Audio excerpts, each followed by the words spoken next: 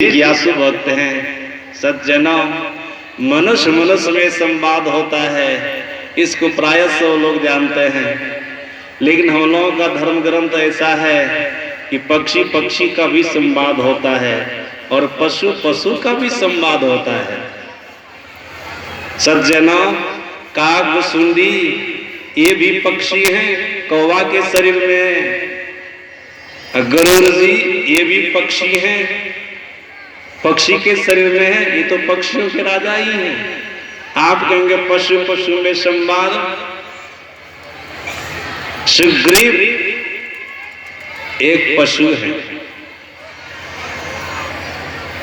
बंदर के शरीर में, बंदर पशु ही होता है, ये पशु के शरीर में है। आज तक आप लोग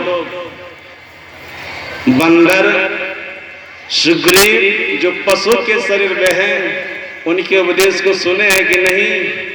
याद रखिएगा, इसी पशु सुग्रीव के उपदेश को पढ़कर हम लोगों की सदगुरु महाराज महर्षि में ही परमहंस जी महाराज विद्यालय से, परीक्षा भवन से वैराग्य धारण करके निकल करके ऐसी तपस्या की, गुरु की खोज करके, गुरु की शरण में जा करके कि परमात्मा को प्राप्त कर ली। वो सुग्रीव पशु का ही वचन था। वो क्या था? दे धरे करिया फल भाई, भजिए राम सब काम बिहाई। किसका वचन है? रामायण में पढ़िएगा, ये सुग्रीव का वचन है जो अपने सेवकों को, अपने अनुयायी के लोगों को, मतलब बंदरों को उपदेश किया था। बंदरों को कहा था, याद रखिए, ये बंदर के अंदर में कितना ज्ञान है, सुग्रीव के अंदर में कितना ज्ञान है कि अपने पशु बंदरों को उपदेश कर रहा है। अरे बंदरों, ए पशुओं, इस शरीर धारण करने का ये फल है कि राम को भजो, परमात्मा को भजो। वो बंदर का रहा बंदर को, बंदर का रहा बंदर को। ये सुग्रीव का वचन है सज्जनों। अब यहाँ पर देख लीजिए, कागभूषुंडी जी महाराज से कितना बढ़िया प्रश्न किया पक्षीराज गरुड़ जी। जब ये आप लोग सुन रहे थे, 7 प्रकार के प्रश्नों को किया है। पहला प्रश्न किया था पक्षीराज गरुड़ जी का, 84 लाख प्रकार की योनियों में जीवात्मा के लिए सबसे उत्तम और बढ़िया कौन सा शरीर है? दूसरा प्रश्न था पक्षीराज गरुड़ जी का, इस संसार में सबसे बड़ा दुख क्या है? तीसरा प्रश्न, सबसे बड़ा सुख क्या है? चौथा प्रश्न, संत और संत का सहज स्वभाव क्या है?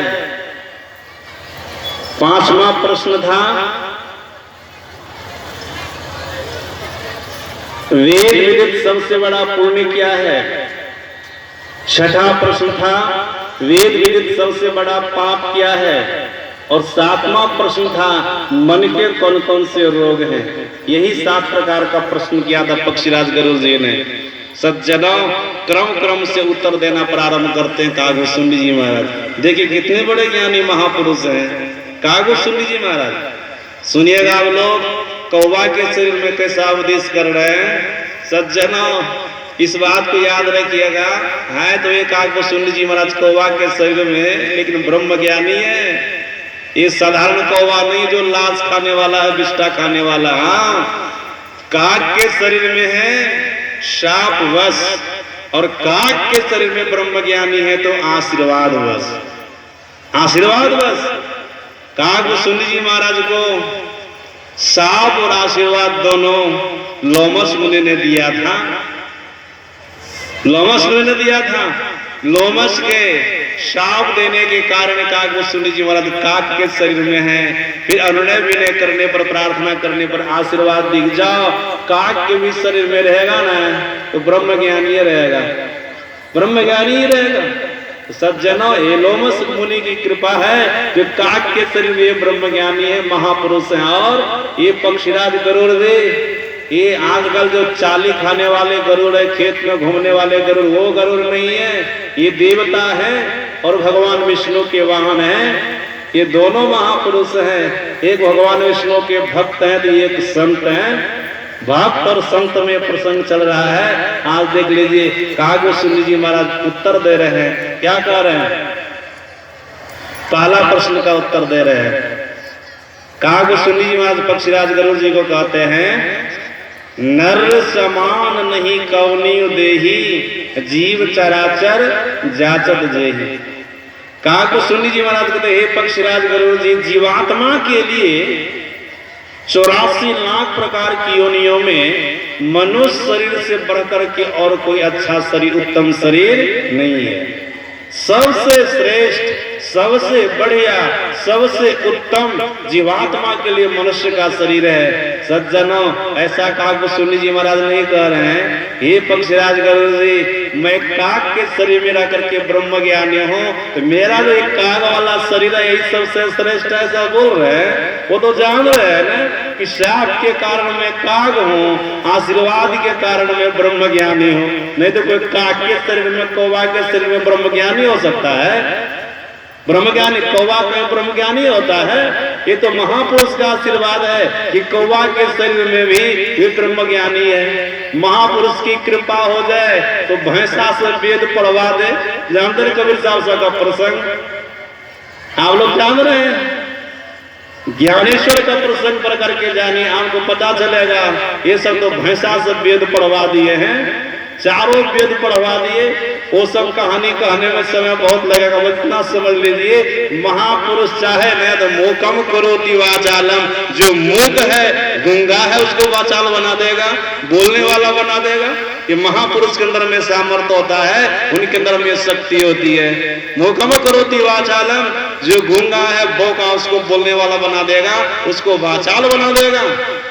ये अंदर महापुरुष के अंदर में सामर्थ्य होता है, उनके अंदर में शक्ति होती है। सज्जना, काग सुनी जी महाराज समझ रहे हैं और इसलिए ऐसा नहीं कह रहे हैं कि मैं काग के शरीर में ब्रह्म ज्ञानी, तो कागे वाला शरीर सबसे श्रेष्ठ, ऐसा नहीं बोल रहे हैं। और ये भी नहीं बोले कि स्वर्ग के रहने वाले देवता, वो देवता वाला शरीर को प्राप्त किया जीवात्मा, तो देवता वाला शरीर सबसे श्रेष्ठ है। कैसे कहेंगे? काग सुनी जी महाराज को पता है ना, ये महापुरुष न है, त्रिकालदर्शी महापुरुष है। सज्जनों, इस बात में भली भांति जानते हैं कि स्वर्ग के रहने वाले देवता लोग भी मनुष्य शरीर की कामना करते हैं। जैसा कि बारंबार आप लोग पाठ में सुनते रहते, भगवान श्री राम का उपदेश है। अपनी प्रजाओं को अपने राजत्व काल में भगवान श्री राम ने यह उपदेश दिया था, बड़े भाग मानुष तन पावा, सुर दुर्लभ सब ग्रंथ ही गावा। जीव को बड़ा भाग से मनुष्य का शरीर मिलता है, और ये शरीर इतना उत्तम है, जीवात्मा के लिए इतना उत्तम है कि स्वर्ग के रहने वाले देवता लोग भी चाहते हैं कि हमको प्राप्त होता तो अच्छा होता, क्योंकि उनको भी पता है मैं देवलोक में देवता वाला शरीर में तभी तक रह सकता हूँ जब तक हमारे पास पुण्य की पूंजी है। जैसे पुण्य की पूंजी समाप्त हो जाएगी, मैं धरती पर चला जाऊंगा, किस जोनी में जाऊंगा इसका कोई ठिकाना नहीं है। अगर प्रभु की कृपा हो जाती, परमात्मा की कृपा हो जाती, मनुष्य का शरीर मिल जाता तो बड़ा अच्छा होता। आज जो मैं देवता बना हूँ, स्वर्ग में आया हूँ, स्वर्ग के सुखों को भोग रहा हूँ, ये मनुष्य शरीर का ही फल है। मैं धरती पर मनुष्य शरीर धारण किया था, सत्कर्मों को किया था, उसी का परिणाम है। उस सत्कर्म के बदौलत आज मैं स्वर्ग में आकर के देवता वाला शरीर को प्राप्त किया। लेकिन यहाँ तो सदा नहीं रह सकता, और ये अस्थायी लोक है भी नहीं। इस लोक में आने पर ऐसा नहीं है कि जीव आवागमन के चक्र से छूट जाता है, जन्म मरण के चक्र से छूट जाता है। भगवान श्री राम ने क्या कहा? स्वर्ग स्वल पंत बधाई पूर्णे श्रेणी मृत लोके भवन्ति विषम पूर्ण क्षीण होता जीवात्मा पुनः मृत भवन में आ जाता है। तो इस बात को जान रहे हैं, ऐसा नहीं कि देवता वाला शरीर को पा लिया, हमको मुक्ति मिल गई, मैं आवागमन के चक्र से छूट गया, ये ज्ञान देवता को है। ऐसा नहीं हो सकता। चलो, मुक्ति पाने का काम तो मनुष्य के शरीर से हो सकता है, प्रभु को प्राप्त करने का काम तो मनुष्य शरीर से हो सकता है, आवागमन मिटाने का काम तो मनुष्य शरीर से हो सकता है। मनुष्य शरीर में रहकर के मैं परमात्मा की भक्ति करूंगा तो आवागमन के चक्र से छूटूंगा, सदा की मुक्ति को पाऊंगा।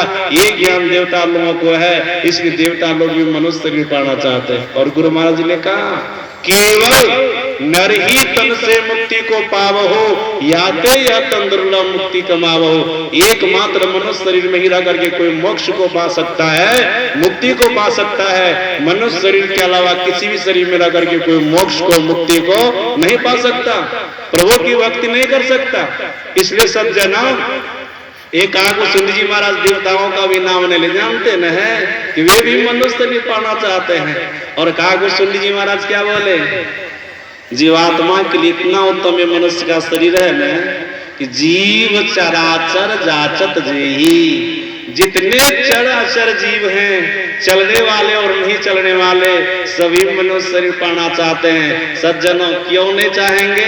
जब स्वर्ग के रहने वाले देवता लोग मनुष्य शरीर पाना चाहते हैं, तो चर अचर जीव जो अधम शरीर को पाया है, अधोगति में है, नीच शरीर को पाया है, वो क्यों नहीं मनुष्य शरीर पाना चाहेंगे? आप कहेंगे चर अचर जीव क्या है? मैं बताता हूं चर अचर जीव क्या है। चर अचर का मतलब होता चलने और नहीं चलने वाला, चलने वाला और नहीं चलने वाला। सज्जनों, चलने वाला जीव कौन से अधम शरीर को पाया है? पशु पक्षी कीड़े मकोड़े, इन शरीरों को पाया है। पशु पक्षी कीड़े मकोड़े के भी शरीर में जीव हैं और वो जीव अधम शरीर को प्राप्त किया है। इन शरीरों में रहने वाले पशु पक्षी कीड़े मकोड़े के शरीर में रहने वाले जीव सोचते परमात्मा की कृपा होती, मनुष्य का शरीर मिल जाता तो बड़ा अच्छा होता। और नहीं चलने वाले जीव वृक्ष हैं, पहाड़ हैं, पहाड़ के भी अंदर में जीव हैं और वृक्ष के भी अंदर में जीव हैं। ये सब चलते नहीं ना, एक जगह रहते नहीं, चलने वाले हैं, ये अचर हैं, नहीं चलते हैं।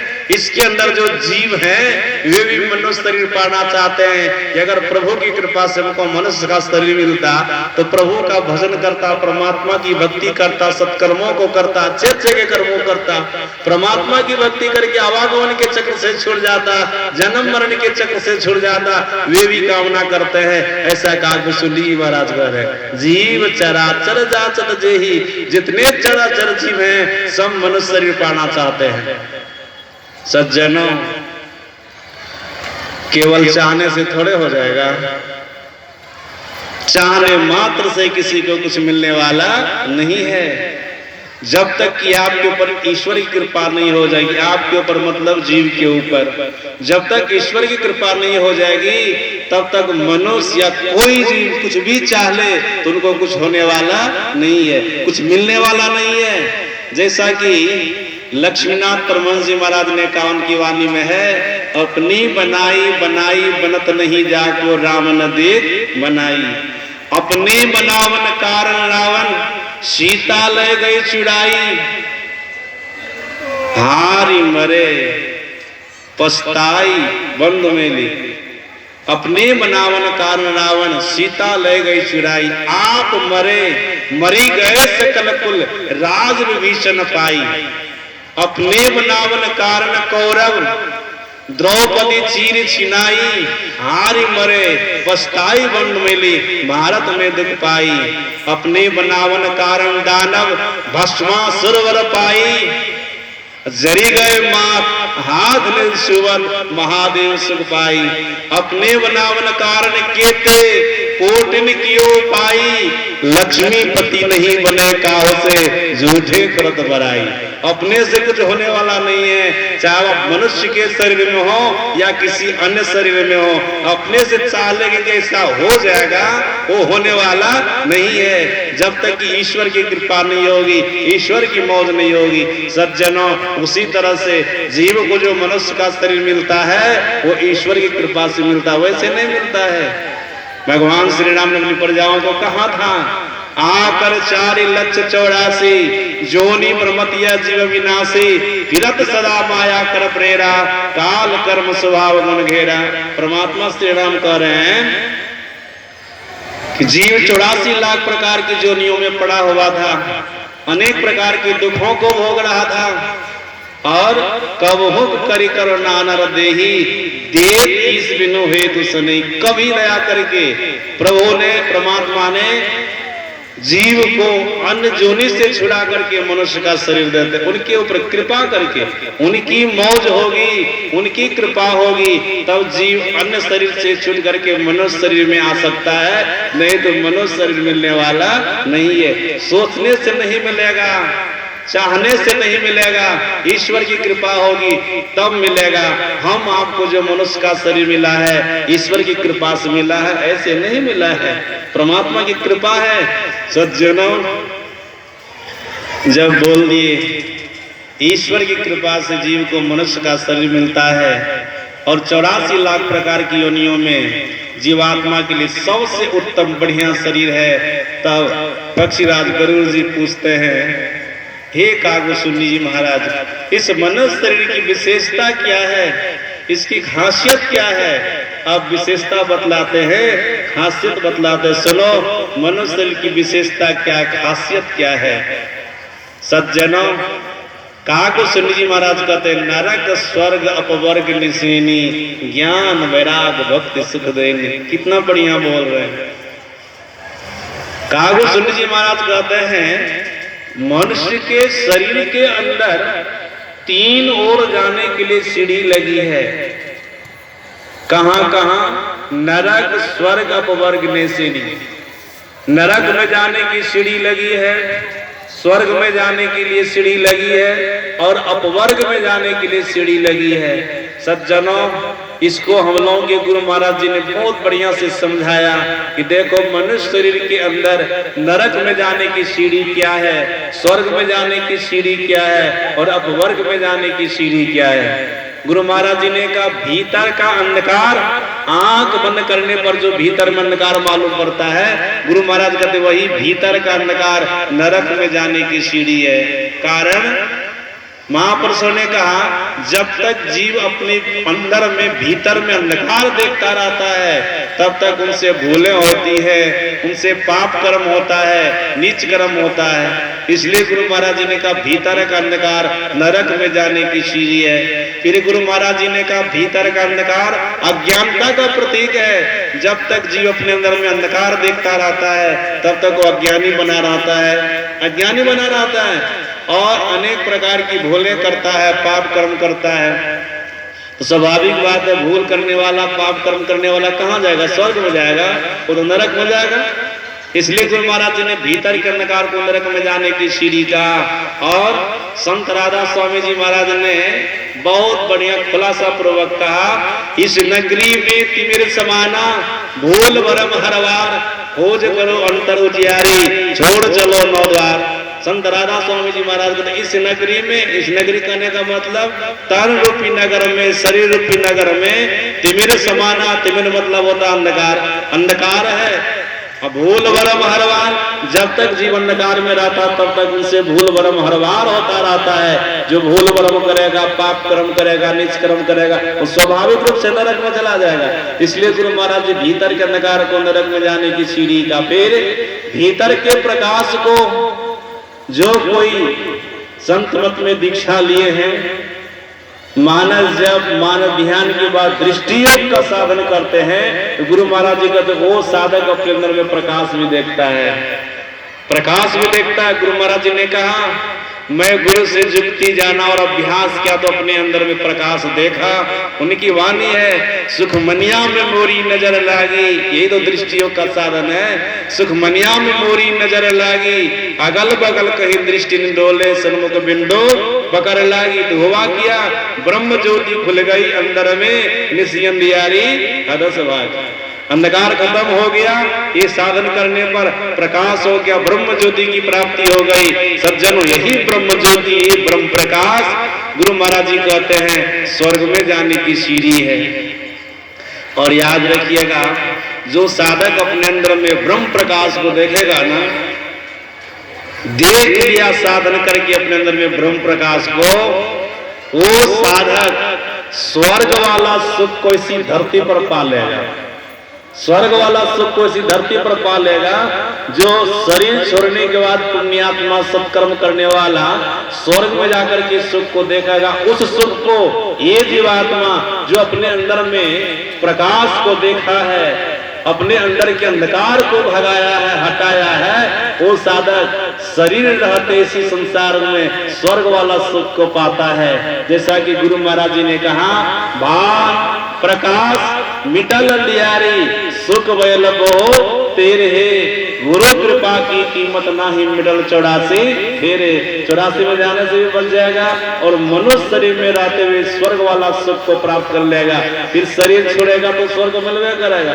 केवल प्रकाश मिला करके शरीर का परित्याग किया तो निश्चित रूप से वो स्वर्ग जाएगा और धरती पर आवेगा।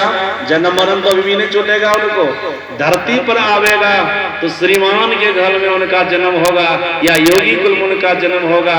अभी जो भक्ति बाकी रह गई है सब साधन वो करेगा तो मोक्ष को पावेगा, परमात्मा को पावेगा। लेकिन जब तक संसार में आवेगा तब तक वो सुख से रहेगा, स्वर्ग जाएगा तो वहां सुख से रहेगा। ये भीतर का प्रकाश स्वर्ग में जाने की चीज है, गुरु महाराज जी कहते हैं। फिर भीतर का सार शब्द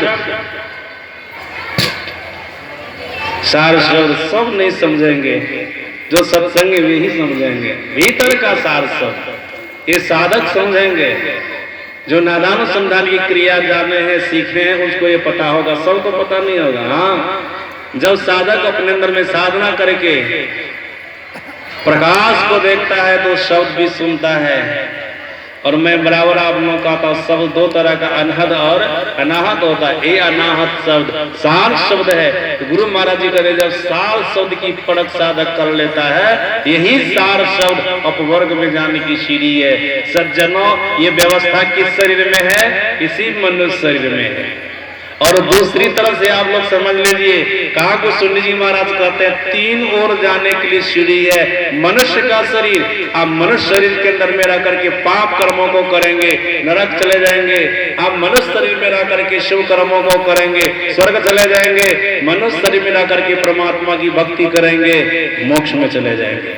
ये मनुष्य शरीर तीन ओर जाने के लिए सीढ़ी है, तीनों जाने के लिए सीढ़ी है। सज्जनों इतना ही नहीं कहा को सुनिए महाराज कहते और कुछ है मनुष्य शरीर के अंदर, ज्ञान वैराग भक्ति सुख देने। इसी मनुष्य शरीर में रह करके कोई ज्ञान हासिल कर सकता है। कौन सा ज्ञान? सज्जनों संसार का भी ज्ञान इसी मनुष्य शरीर में रह करके आप हासिल कर सकते हैं कि संसार हमारा कैसे चलेगा। फिर मोक्ष का ज्ञान जिससे आपका परम कल्याण होगा। ज्ञान मोक्ष मोहापनोति, जिस ज्ञान से आपको मोक्ष मिलेगा परमात्मा मिलेंगे वो ज्ञान भी आप मनुष्य शरीर में रह करके हासिल कर सकते हैं और किसी शरीर में रह करके नहीं। एकमात्र मनुष्य शरीर में। यहाँ जो पंडाल खचाखच भरा हुआ है इतना बड़ा पंडाल, कौन आया यहाँ पर सत्संग सुनने, परमात्मा का ज्ञान सुनने? कौन आया है? मनुष्य है। ये मनुष्य ज्ञान प्राप्त कर सकता है जिससे उसका भला होगा, जिससे उसका कल्याण होगा। फिर वैराग किसको होता है? मनुष्य का वैराग होता है। इतिहास को पढ़िए, पुराण को पढ़िए। पहले के राजा महाराजाओं को संसार के भोगों को भोगते भोगते जब तृप्ति नहीं होती थी तो उनसे उनको वैराग होता था। राजपाट का परित्याग करके संसार के विशेष सुख का परित्याग करके जंगल चले जाते थे तप करने के लिए। वैराग तो मनुष्य का न हुआ, गुरु महाराज जी को वैराग हुआ, सब कुछ को छोड़ छाड़ दिए। महात्मा बुद्ध को वैराग हुआ, भगवान महावीर को वैराग हुआ। सज्जनों ये छोड़ने की बात तो किन्हीं किन्हीं के लिए है लेकिन सबके लिए नहीं है। गुरु महाराज जी ने कहा घर द्वार में वीर हो लेकिन घर द्वार से आसक्ति जोड़ करके मत रखो। अगर निरासक्त होकर के रहते हो, आसक्ति को छोड़ करके तब तुम वैरागी हो। और नहीं तो घर द्वार छोड़ भी दिया तब भी घर से आसक्ति है तो वैरागी क्या है? कुछ भी नहीं है। तब तुम्हारे अंदर उतना वैराग नहीं है, बस केवल कहने के लिए ऐसा होता है। तो वैराग भी मनुष्य को ही होता है। और शंकराचार्य जी महाराज ने कहा जिस मनुष्य के अंदर में संसार के प्रति, संसार के विषयों से वैराग्य नहीं होगा वो कदापि मोक्ष को नहीं पा सकता, परमात्मा को नहीं पा सकता। परमात्मा को पाने के लिए वैराग्य चाहिए। अत्यंत वैराग्यवता समाधि समाहितस्य दृढ़ प्रबोधा प्रबोध तत्व से बंध मुक्तिर मुक्तात्मनोनित्य सुखानुभूति। शंकराचार्य जी महाराज के विवेक चूड़ामणि में जिनको अत्यंत वैराग्य होता है उनको समाधि की प्राप्ति होती है। जिनको समाधि की प्राप्ति होती है उनकी बुद्धि दृढ़ होती है, प्रबुद्ध होती है और वे ही जीव सभी प्रकार के बंधनों से छुट करके परमात्मा सुख को पाता है, नित्य सुख को पाता है। तो वैराग्य नहीं होगा तो कुछ भी नहीं होगा। तो वैराग्य भी चाहिए। वैराग्य किस शरीर में होगा? मनुष्य शरीर में वैराग्य होगा। फिर परमात्मा की भक्ति मनुष्य शरीर में आप कर सकते हैं। ज्ञान वैराग भक्ति सुख देनी ये मनुष्य शरीर में हो सकता है और किसी शरीर में नहीं। अब क्या कह रहे हैं कागभूषण जी महाराज, सो तनुधारी हरि भजहि न जे नर हो ही विषय रत मंद मंदतर। कागभूषण जी महाराज बोले जो इतने उत्तम शरीर को पा करके जीव अपने आप को संसार के विषय भोगों में लगा करके रखता है, वो मंद से भी मंद है, मतलब नीच से भी नीच है। वो नीच से भी नीच है, मंद से भी मंद है, नीच से भी नीच है। कागभूषण जी महाराज ने तो नीच कह दिया और परमात्मा श्री राम ने मूर्ख कह दिया। आप लोग जानते हैं ना, नर तन पाई विषय मन देही पलट सुधाते सठ। सठ मतलब मूर्ख न होता है। भगवान श्री राम कहते वो मूर्ख है जो मनुष्य शरीर को पा करके विषय रूपी विष को ग्रहण करता है।